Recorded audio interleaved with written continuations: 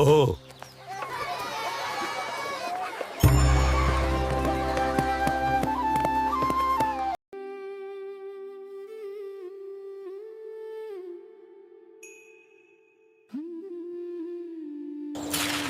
శ్రీకృష్ణ దేవరాయల వారి తోటలో బూడిది గుమ్మడికాయలు కాశాయి.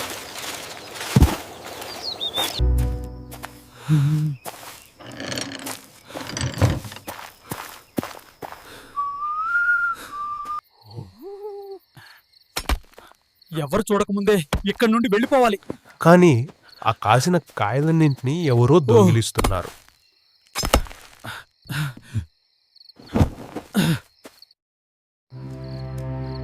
పట్టించును.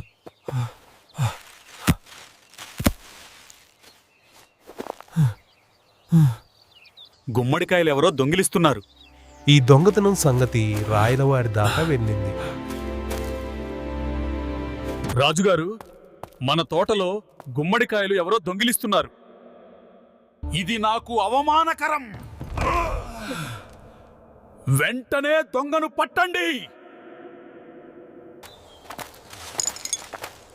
భటులు ఎంత ప్రయత్నించినా గుమ్మడికాయల దొంగ ఎవరో తెలుసుకోలేకపోయారు. చివరికి తోటలో కాపులా కాస్తున్న వీరయ్య, మల్లయ్య మరియు లింగాయల మీద అనుమానం వచ్చింది. వెంటనే వారిని రాయలవారి ఆస్థానానికి తీసుకొని వెళ్ళారు.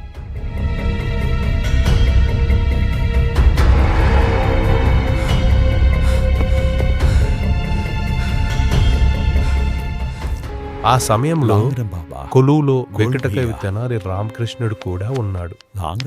రాయలవారు ఈ సమస్యను పరిష్కరించమని వెంకటకవికి అప్పచెప్పారు. ఈ సమస్యను నువ్వే పరిష్కరించాలి. అయ్యా. రామకృష్ణుడు ఆ ముగ్గురిని దగ్గర పిలిచాడు.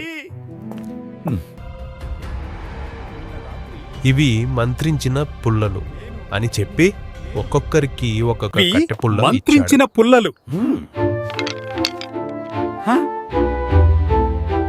మీలో ఎవరు దొంగతనం చేస్తే ఆ పుల్ల రేపు 1 అంగుళం పెరుగుతుంది. జాగ్రత్తగా ఈ పుల్లలను రేపు ఉదయం తీసుకురండి.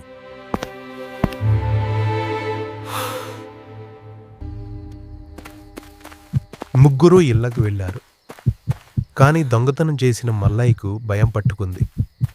నా పుల్ల ఎక్కడ పెరుగుతుందో అని భయపడి ముందుగానే 1 అంగుళం పుల్లని తుంచేశాడు.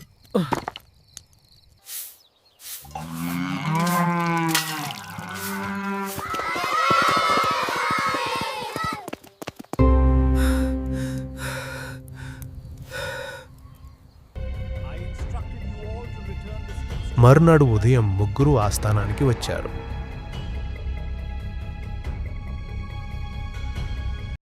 మీ పుల్లలను చూపించండి.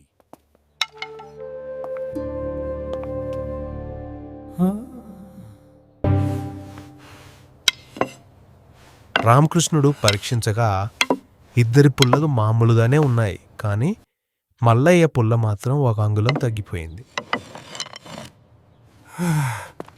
రాజుగారు, మల్లయ్యే దొంగ. ఇతని పుల్ల అలా దొంగ అంగుళం ఎవరో తక్కువగా తెలిసిపోయింది. మల్లయ్య తాను ఎలా రాజుగారు. దొరికిపోయానో తెలుసుకున్నాడు.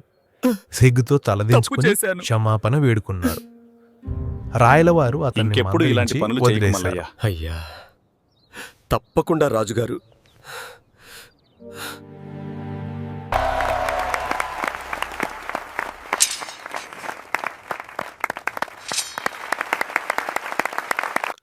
మరి ఇలాంటి మరిన్ని వీడియోస్ కోసం ఈ ఛానల్ని ఇప్పుడే సబ్స్క్రైబ్ చేయండి, లైక్ చేయండి, కామెంట్ చేయండి.